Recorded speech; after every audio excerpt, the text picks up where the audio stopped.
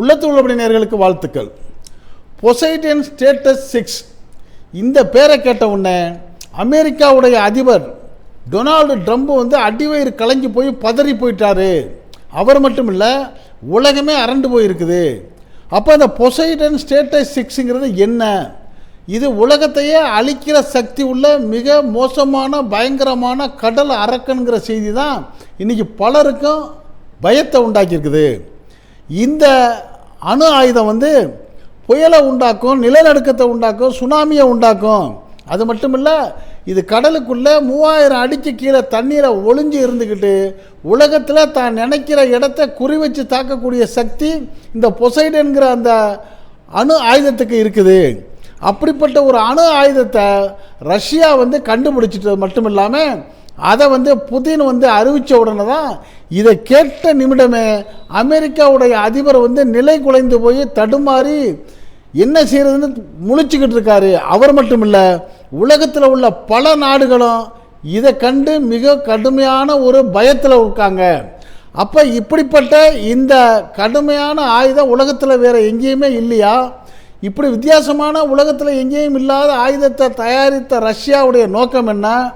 இதனால் வந்து ரஷ்யா வந்து அமெரிக்காவை மிரட்டுதா, அல்லது உக்ரைனுக்காக இது தயார் பண்ணியிருக்கா, அல்லது தன்னுடைய நட்பு நாடான ஈரானுக்கு சப்போர்ட் பண்ணுறதுக்காகவாங்கிற பல கேள்விகள் வந்து உலகத்தில் நடந்துக்கிட்டு இருக்குது. இது என்ன மாதிரி ஒரு விளைவுகளை ஏற்படுத்தும், இந்த அணு ஆயுதத்துடைய நிலை என்னங்கிற தெளிவாக தெரிஞ்சுக்கிறதுக்கு வாங்க இப்போ நம்ம வீடியோக்குள்ளே போவோம்.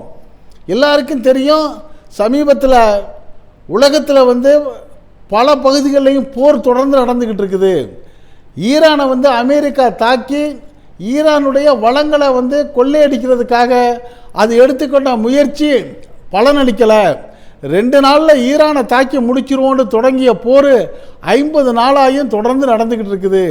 இது ஒரு பக்கம் இருக்கிறப்ப உக்ரைனில் வந்து 3 வருடங்களாக ரஷ்யாவுக்கும் உக்ரைனுக்கும் போர் தொடர்ந்து நடந்துக்கிட்டு இருக்குது. இப்படிப்பட்ட சூழ்நிலையில் தான் ரஷ்யாவுடைய அதிபர் புதின் ஒரு அறிவிப்பு வெளியிட்டிருக்கிறாரு.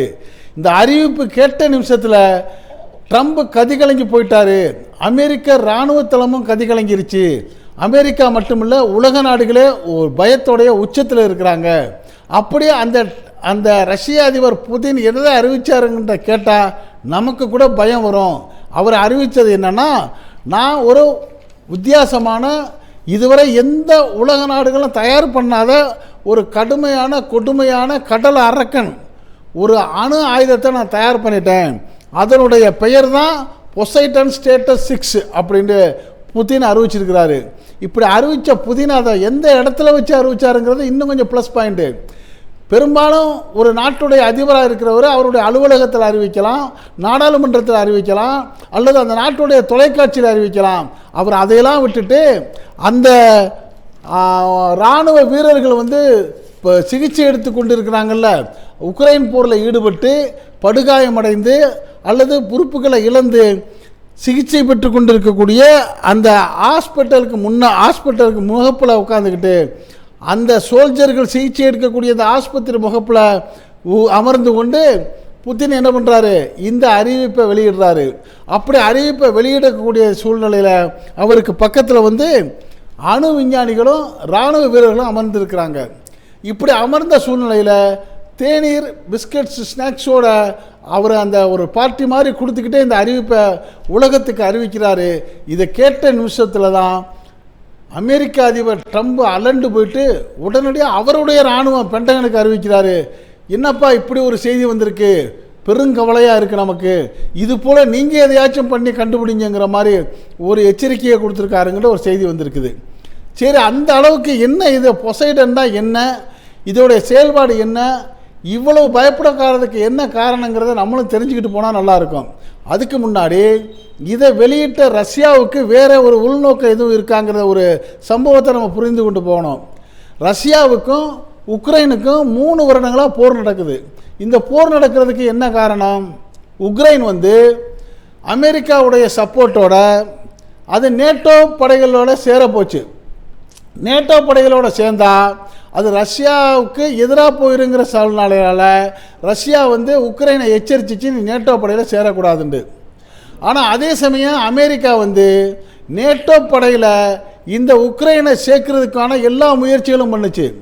அமெரிக்காவுடைய சூழ்நிலை என்னவா இருக்குன்னா, அமெரிக்கா வந்து தனக்கு பிடிக்காத ஒரு நாட்டை தாக்கணும்னா அந்த நாட்டுக்கு பக்கத்தில் உள்ள ஒரு நாட்டில் நட்பு ஏற்படுத்திக்கிட்டு அந்த நாட்டில் போய் தன்னுடைய இராணுவ தளங்களை அமைச்சிக்கிட்டு அது தனக்கு விரும்பாத ஒரு நாட்டை தாக்குதல் நடத்தும்.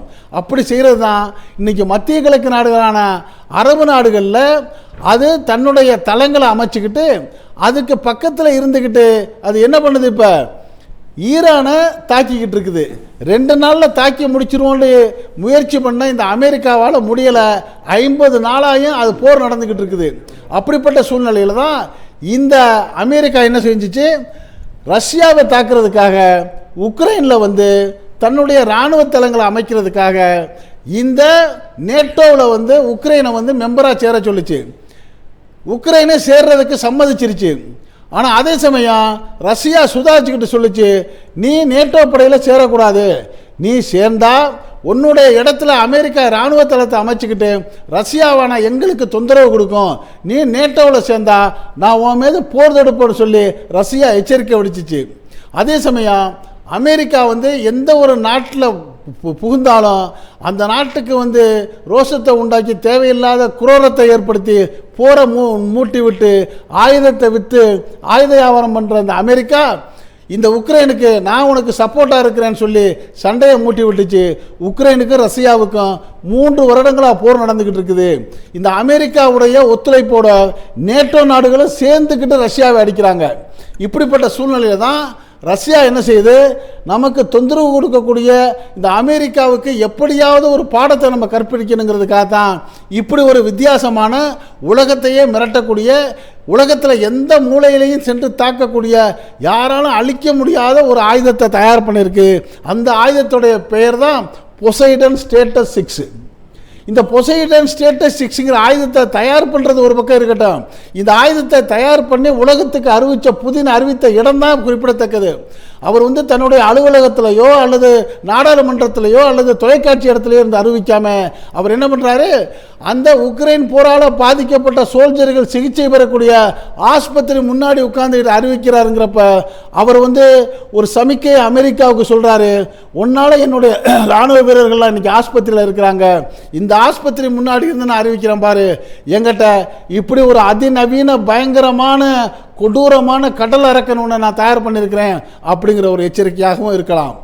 இன்னொரு பக்கம் எனக்கு நேச நாடாக இருக்கிற ஈரானுக்கு நீ தொந்தரவு கொடுக்கறது மட்டும் இல்லாமல் உலக நாடுகள் எல்லா இடத்துலையும் நீ தலையிட்டு அந்த நாட்டுடைய வளங்களை ஆட்டையை போடுறதுக்கான நீ கட்ட பஞ்சாயத்து தலைவனாக இருக்கிற, உன்னை ஒழிக்கிறதுக்கு ஈரான் வந்துட்டான், அவனுக்கு உதவியாக நான் ஒரு ஆயுதம் தயார் பண்ணிட்டேன் பாரு, இதே உன்னால் வெல்ல முடியாதுங்கிற எச்சரிக்கை கொடுக்கக்கூடியதாகவும் இருக்கலாம்.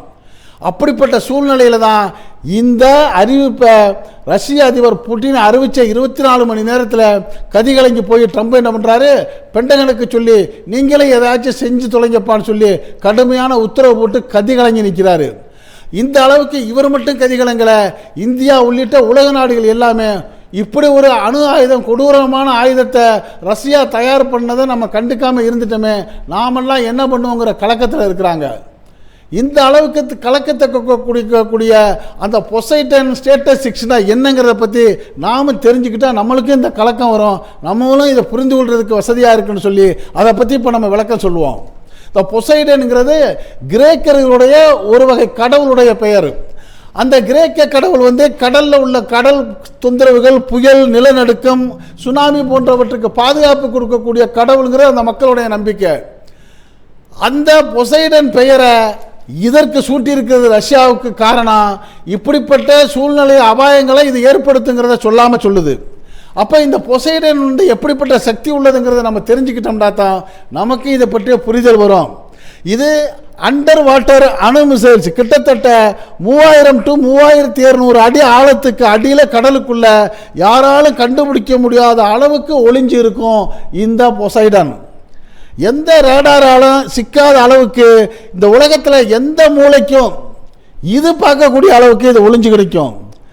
இந்த பொசைடன் வந்து உலகத்தில் எந்த திசைக்கும் எந்த இடத்துக்கும் எந்த நகரத்தையும் வேண்டுமானாலும், எந்த துறைமுகத்தை வேண்டுமானாலும், எந்த இராணுவ தளத்தை வேண்டுமானாலும், எந்த கப்பல் படை வேண்டுமானாலும் குறி வச்சு துல்லியமாக சுக்கு நூறாக அடித்து ஒழிக்கக்கூடிய திறமை கொண்டதே இந்த பொசைடன்.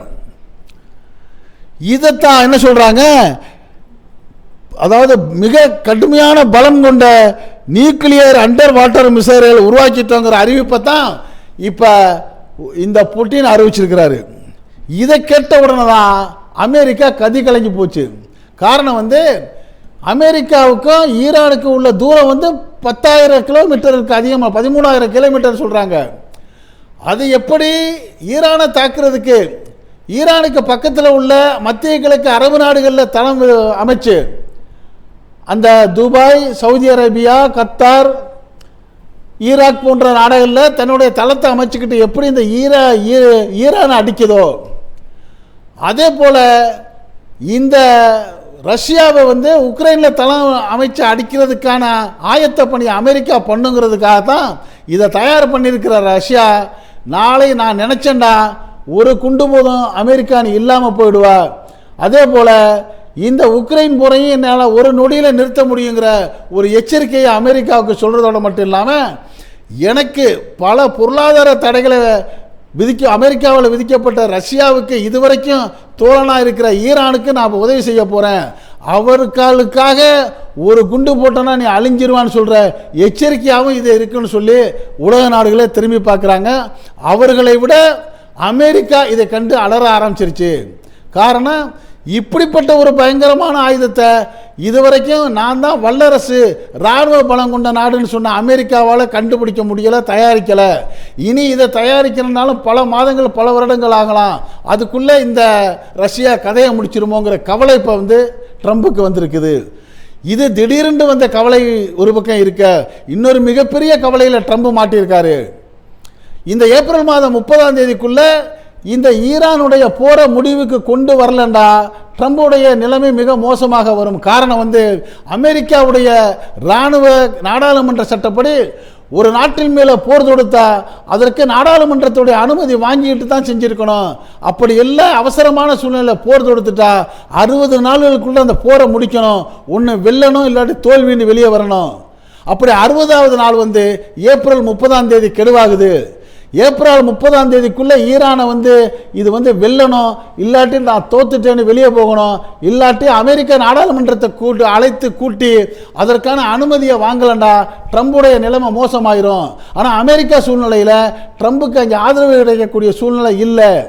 அவருடைய கட்சியை சேர்ந்தவர்களே, இது தேவையில்லாத ஒரு போர். இஸ்ரேல் தேவையில்லாமல் அமெரிக்காவை இந்த ஈரானோட இழுத்து விட்டுருச்சு. ஈரானால் அமெரிக்காவுக்கு எந்த விதமான பாதிப்பும் இல்லைங்கிறது தான் அந்த அமெரிக்காவில் உள்ள அமைச்சர்களுக்கு மட்டும் இல்லை, அமெரிக்காவோட மக்களுக்கு மட்டும் இல்லை, அமெரிக்காவில் உள்ள இராணுவ படை தளபதிகளுக்கும் அதே எண்ணம் தான் இருந்துச்சு. அதை வெளிப்படுத்துகிற விதமாக தான் சமீபத்தில் உள்ள கப்பற்படை தளபதி உட்பட உள்ளவங்க அவங்களுடைய பதவியை ராஜினாமா பண்ணிட்டு ட்ரம்ப் நீங்கள் செய்கிறது சரியில்லை, இது மோசமான அயோக்கியத்தனமான வேலைன்னு சொல்லி தங்களுடைய பதவியை ராஜினாமா பண்ணியிருக்காங்க.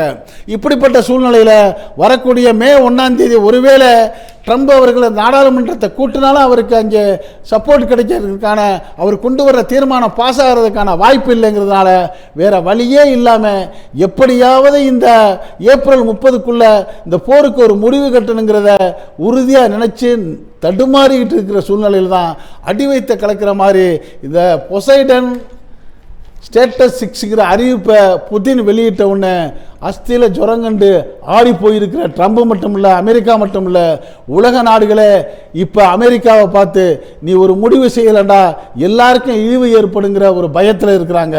என்ன நடக்க போகுது, என்ன நடந்தால் சரியாக வரும், அமெரிக்கா செய்யக்கூடிய இந்த செயல்கள் சரியாங்கிறத பற்றிய உங்களுடைய கருத்துக்களை உள்ளத்தில் அப்படி கமெண்ட் பாக்ஸில் கமெண்ட்ஸ் பண்ணுங்கள். உலகத்தில் நாட்டில் 4 பக்கம் நடக்கக்கூடிய செய்திகளை எந்த விதமான இடைச்சல்களும் இல்லாமல் உள்ளது உள்ளபடி அப்படியே கொண்டு உங்கள் வீட்டுக்குள்ளே 4 சுவர்களுக்கு கொடுக்கக்கூடிய நம்ம உள்ளத்தில் உள்ளபடி சேனலுக்கு இதுவரை சப்ஸ்கிரைப் பண்ணாதவங்க சப்ஸ்கிரைப் பண்ணுங்கள். மறக்காமல் பக்கத்தில் இருக்க பெல் ஐக்கானை கிளிக் பண்ணுங்கள். அப்போ தான் நம்ம போடக்கூடிய ஒவ்வொரு செய்தியும் நோட்டிஃபிகேஷன் காட்டும், நீங்கள் விரும்பியதை பார்க்கலாம். என்று மணிந்திருப்போம். உங்கள் அன்பன் அஷ்ரஃப் அலி. நன்றி, வாழ்த்துக்கள்.